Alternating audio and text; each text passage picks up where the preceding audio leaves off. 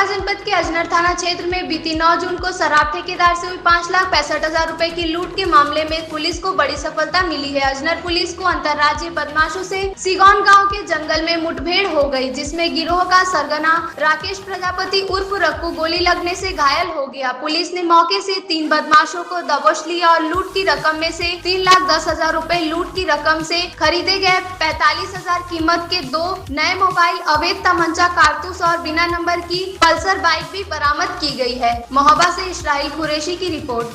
जब ये अपने ठेके से लौट रहे थे तो वहाँ से लौटते समय 5,65,000 रुपए की रॉबरी की गई थी 3 बदमाशों के द्वारा। ये बदमाश जो है ऐसा प्रतीत होता है कि प्रोफेशनल बदमाश नहीं है, और इनके बारे में जब जानकारी की गई तो आसपास के इलाके में लगभग 20 किलोमीटर के एरिया के जो CCTV चेक किए गए तो जानकारी हुई कि आस के पास के गांव के ही बदमाश हैं।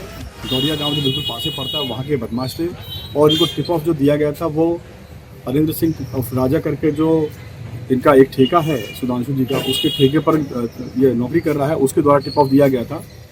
और ये वारदात इन बदमाशों के द्वारा कार्य की गई, जिसमें इनको सिर में चोट मारी गई थी।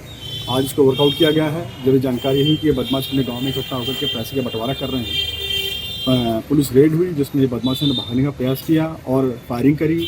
उसमें एक बदमाश को गन शॉट लगी है और 3 बदमाश गिरफ्तार हुए हैं, जिनके पास से एक तमंचा, इसके अलावा 3,10,000 रुपये कैश, 2 नए मोबाइल फ़ोन जो इन्होंने इस पैसे से खरीदे हैं, 45,000 रुपये कीमत है इनकी, वो बरामद हुए हैं, और कारतूस बरामद हुए हैं, एक जिंदा कारतूस बरामद हुए हैं और चलो वो कारतूस बरामद हुए हैं।